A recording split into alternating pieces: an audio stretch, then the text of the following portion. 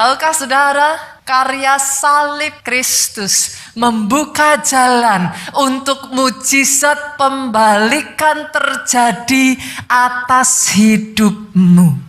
Kita buka ayatnya terlebih dulu ya, Lukas pasalnya yang ke-23.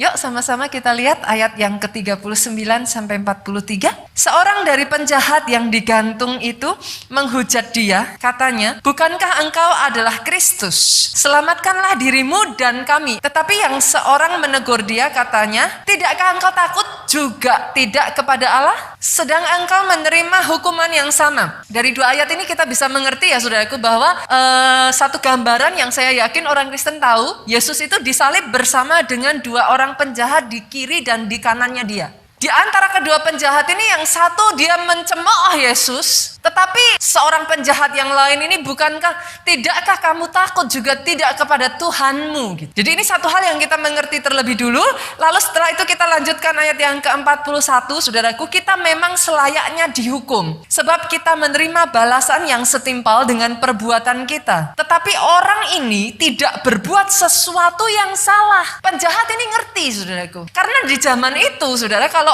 orang itu sampai mendapat hukuman salib, itu adalah satu hukuman yang paling berat, Bu, yang bisa diterima seseorang di zaman itu. Kalau hari ini saudara dan saya sebagai orang Kristen, saudara pakai kalung salib, betul ya Bu? Kadang kita pakai gelang salib, itu adalah satu kebanggaan, itu adalah identitas, saudara. Tapi tidak di zaman itu. Di masa itu salib itu adalah satu penghinaan, saudara. Penjahat yang sudah sampai mendapatkan hukuman salib itu worst of the worst, yang paling buruk. Tetapi ajaibnya penjahat ini sadar kalau mereka dihukum itu yes karena mereka salah gitu Pak. Tapi tidak dengan Yesus. Itu adalah satu kesadaran yang luar biasa bagi mereka gitu saudaraku. Kita lanjutkan ya ayat 42, saudara baca dengan suara keras 23.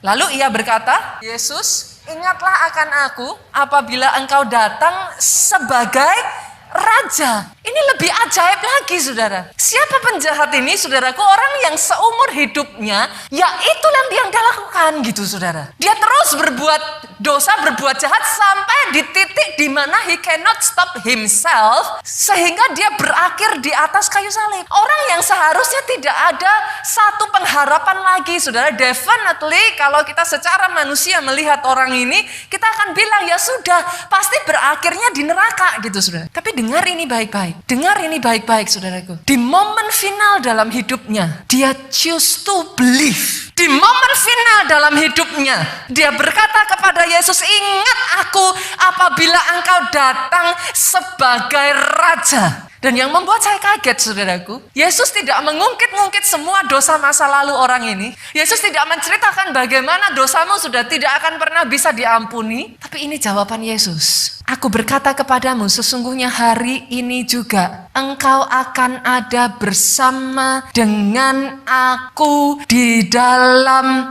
paradise." Satu perkataan Yesus membuka jalan untuk mujizat pembalikan terjadi atas penjahat ini. Saya berdoa apa yang jadi atas penjahat ini, satu momen dia tangkap itu saudaraku. Dia memutuskan untuk percaya dan dia terima mujizatnya.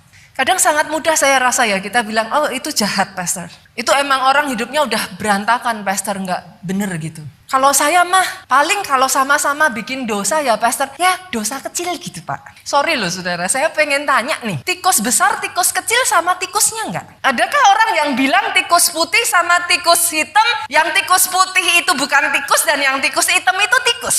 Tikus hitam, tikus putih sama tikusnya enggak? Sama saudaraku, mau bohong putih, mau bohong hitam, dia tetap bohong Pak. Mau dosa kecil, dosa besar, dia tetaplah dosa. Bahkan Alkitab menyatakan dosa yang sudah kita lakukan, Bu, dengan dosa yang baru ada di pikiran kita, tetaplah dosa.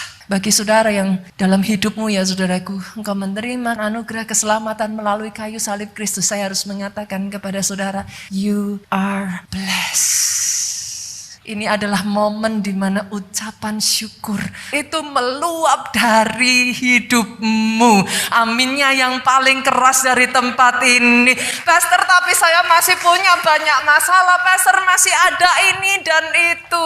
Kita yang seharusnya binasa beroleh hidup yang kekal.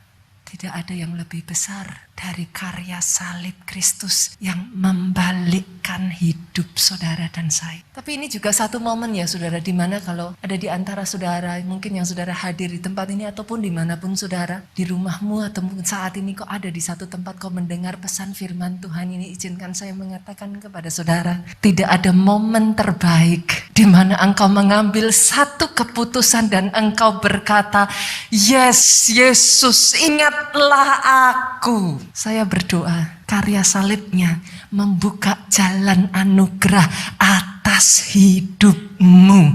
Jadi terima dengan iman saudaraku.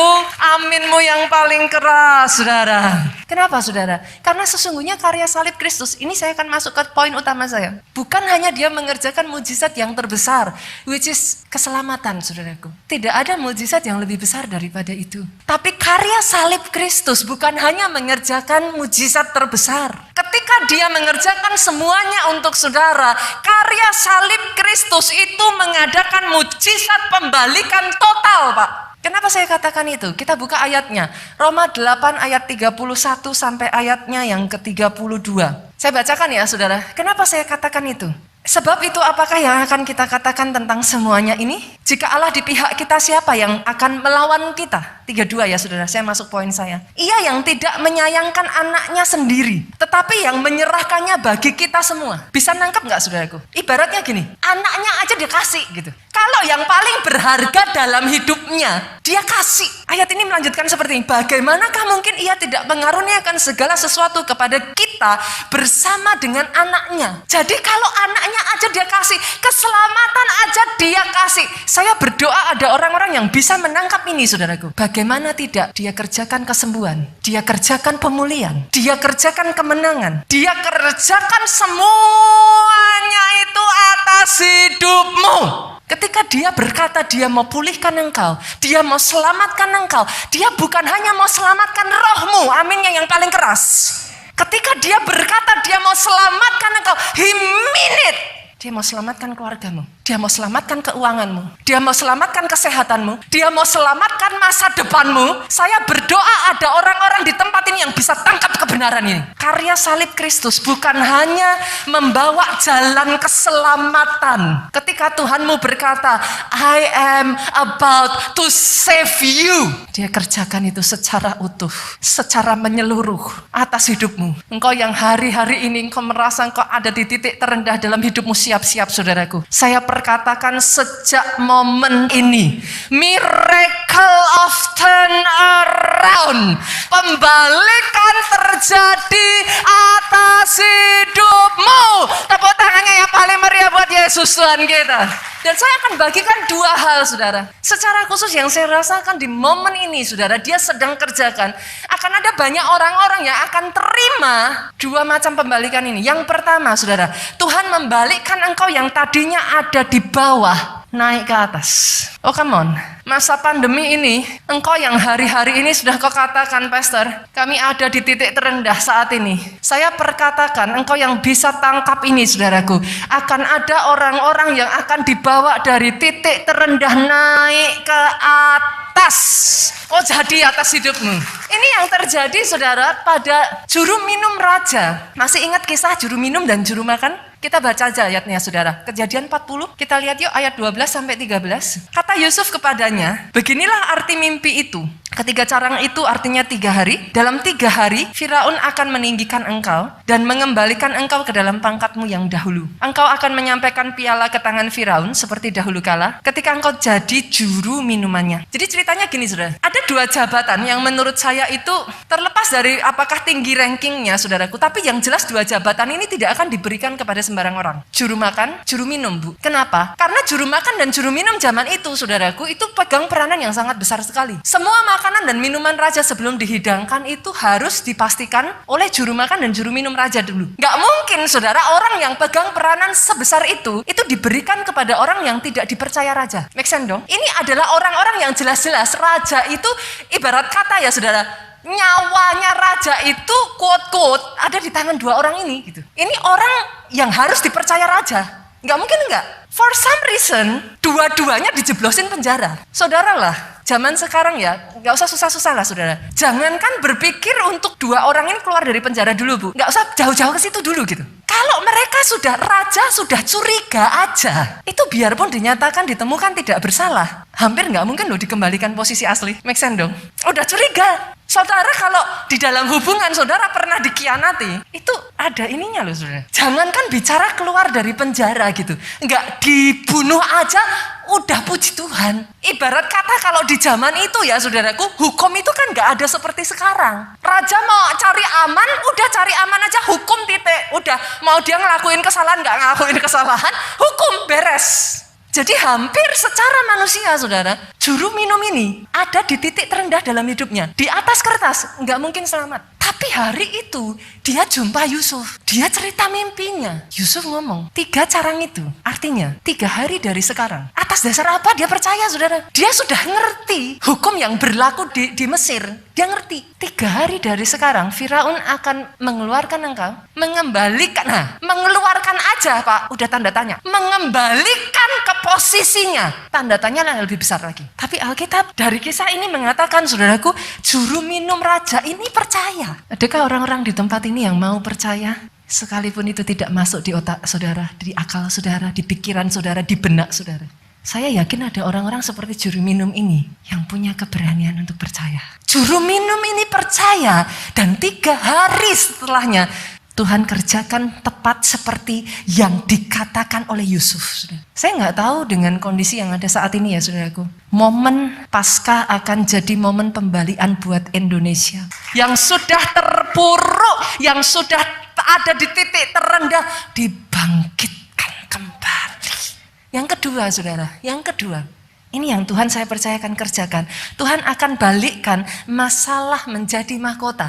Bukan masalahnya hilang. Saya perjelas nih, masalah jadi mahkota. Bukan masalahnya hilang, bukan diambil masalahnya, tapi digantikan dengan mahkota. Ini yang terjadi pada bangsa Israel di zaman Ester, saudara. Mereka itu sudah ada di titik yang emang sudah nggak ada harapan, saudaraku. Raja sudah mengeluarkan deklarasi yang tidak bisa dicabut by law, Pak. Itu sudah ditandatangani. Haman entah somehow bagaimana berhasil untuk mendapatkan tanda tangan raja, gitu. Dia salah satu pejabat yang paling dipercaya raja pada saat itu, dan deklarasi untuk menghapuskan, bahkan istilahnya deklarasi itu menidak bolehkan bangsa Israel itu melawan gitu, sudah. Habis sudah gitu. Mau gimana lagi? Udah nggak bisa apa-apa lagi gitu. Memang itu deklarasi yang diberikan untuk memusnahkan satu bangsa. Secara manusia sudah nggak bisa apa-apa. Mordekai, paman dari Ester ngomong, kalau kamu pun nggak mau, aku nggak tahu Tuhan bisa pakai orang lain. Tapi kamu sendiri juga belum tentu selamat. Kata Mordekai. Saat itu, saudaraku, ini yang saya ingin katakan kepada saudara, kalau ada di antara saudara, saya sendiri pun ya saudaraku, hari-hari ini saya masih masuk di masa puasa. Kenapa, saudara? Cek di dalam Alkitab, puasa itu menandai pembalikan. Masa-masa puasa ini ya saudara, saya ngerasa itu kayak satu demi satu ya, sampah-sampah, saudara. Apa semua yang memberatkan hidup saya itu kayak dilepas. Pernah kepikir nggak, saudaraku, masuk akal nggak, Pak? Selama masa pandemi itu kita banyak di rumah loh, saudara. Harusnya lebih capek mana? Sebelum pandemi kan saudara nggak punya waktu tuh. Pergi terus, kegiatan full. Masuk akalnya loh, lebih capek mana? Di rumah aja atau harus kerja kemana-mana harus pergi? Lebih capek dong yang dulu sebelum pandemi ya, Pak. Tapi berapa banyak orang ngomong di masa pandemi ini, aduh butuh healing. Kayaknya dikit-dikit ngelihat kalender cari kapan tanggal merah gitu, saudara. Padahal udah kurang apa di rumah terus gitu kan. Tapi kayaknya begitu ada tanggal merah, serbu gitu. Lebih capek, Bu. Kenapa? Karena tanpa saudara sadari, ini ada sampah-sampah yang sudah membebani tanpa ya saudara lihat ya. Ketika saudara masuk di dalam doa puasa, saya pribadi ya saudaraku, saya masuk di dalam doa puasa, saya tuh ngerasa kayak dilepas. Saudara larinya tuh lebih enak, lebih ringan, Bu. Ester beserta bangsa Israel sujud di hadapan Tuhan, ambil waktu doa puasa, saudara. Ayat pertama ini mengatakan seperti ini. Dalam bulan yang ke-12, bulan Adar, hari yang ke-13, ketika titah serta undang-undang raja akan dilaksanakan, pada hari musuh orang Yahudi berharap mengalahkan orang Yahudi. Terjadilah yang sebaliknya, orang Yahudi mengalahkan pembenci-pembenci mereka. Miracle of turnaround terjadi. Bukan hanya dibalik. Nah, ini yang serunya, saudara. Ayat ketiga kita baca sampai ayat 4. Semua pembesar daerah dan wakil pemerintahan dan bupati serta pejabat kerajaan justru menyokong orang Yahudi. Yang tadinya mau membinasakan, ini malah disupport, Bu. Terjadi atas hidupmu. Yang tadinya jadi buli-bulian, yang tadinya engkau ada di dalam posisi lemah, dibukakan jalan, disupport. Kenapa, saudara? Karena ketakutan terhadap Mordekai telah menimpa mereka. Mordekai itu tadinya dianggap orang lemah, saudara. Dipandang sebagian orang itu pengemis gitu. Tapi justru diangkat Tuhan melalui peristiwa itu sebab Mordekai besar kekuasaannya di dalam istana raja dan tersiar berita tentang dia ke segenap daerah karena Mordekai itu bertambah-tambah besar kekuasaannya. Masalah digantikan mahkota, tapi bukan mahkota biasa. Pasal 10 ayat 3 mengatakan karena Mordekai orang Yahudi itu menjadi orang kedua di bawah Raja Ahasiweros. Gereja kita tuh pernah mengalami hal yang sama, Pak. Bertahun-tahun yang lalu gereja kita di Solo itu pernah dikirimin surat kaleng. Kita dikirim surat kaleng sampai gereja kita di kota Solo tuh dipanggil ke balai kota karena tidak memiliki izin. Kegerakan pada saat itu sangat cepat sekali, saudaraku. Gara-gara surat kaleng ini, gereja kita ini terancam ditutup, Pak. Dianggap tidak punya izin, tidak berhak melanjutkan, sedangkan kegerakan sudah berjalan dengan begitu kuat. Dipanggillah gereja kita ke balai kota. Kalau saudara jadi Pak Obaja, gembala sidangnya, kira-kira di benak saudara apa yang sudah saudara pikir? Udah habis lah. Nggak ada izin, saudara sampai dipanggil ke balai kota. Tapi saudara tahu, justru melalui peristiwa surat kaleng itu, gereja kita dipanggil ke balai kota. Tuhan gerakkan hati, disupport, justru diberikan izin permanen. Oh, kalau mau tepuk tangannya yang paling meriah buat Yesus Tuhan kita. Saya nggak tahu apakah ada di antara saudara yang mengalami kondisi-kondisi seperti ini hari-hari ini. Kalau ada, saya berdoa jadi atas hidupmu. Favor yang daripada Tuhan itu ada. Masalah diubah jadi mahkota. Kuncinya apa, saudara? Kata kuncinya apa? Kita lihat Hosea. Hosea 6 ayatnya yang pertama sampai 3. Saya bacakan. Mari kita berbalik kepada Tuhan. Sebab dia yang telah menerkam dan yang akan menyembuhkan. Mungkin untuk sesaat saudara itu ngerasa kayak Tuhan itu kayak menerkam gitu. Kayak aduh gitu. Sakit gitu. Kayak saudara ada di ujung tanduk gitu. Tetapi dia juga yang menyembuhkan kita. Yang telah memukul tetapi dia juga yang membalut kita, saudaraku. Ia akan menghidupkan kita sesudah 2 hari. Ini Hosea ini belum ngerti tentang Yesus, saudara. Pada hari yang ketiga ia akan membangkitkan kita. Amazing ya, saudara. Kebangkitan Yesus itu sudah dinubuatkan sejak dari Hosea. Kita akan hidup di hadapannya. Marilah kita mengenal dan berusaha sungguh-sungguh mengenal. Marilah kita mengenal. Di sini nggak dicatat, marilah kita ke bait Allah. Marilah kita ke gereja titik. Marilah kita mengenal dan sungguh-sungguh mengenal Tuhan. Ia pasti muncul seperti fajar, ia datang kepada kita seperti hujan akhir musim mengairi bumi. Kata kuncinya satu aja, saudara, satu aja. Saya ajak setiap saudara di momen ini. Jadi momen kita berbalik kepada Tuhan. Boleh ya, saudara? Sama seperti anak bungsu yang hilang. Nggak usah angkat tangan, saudara, tapi kalau ada di antara saudara yang sama seperti anak bungsu yang hilang. Yang tadinya konglomerat, saudara. Sampai di titik makan ampas babi aja nggak dikasih. Saya mungkin tidak berbicara secara jasmani ya, saudara. Yang tadinya kau kaya dengan warisan roh. Hidupmu penuh dengan segala hal yang baik yang dari Tuhan. Tapi seolah-olah kayak waktu-waktu ini hidupmu tuh kayak berat sekali. Di momen Paskah ini berbalik kepada Tuhan.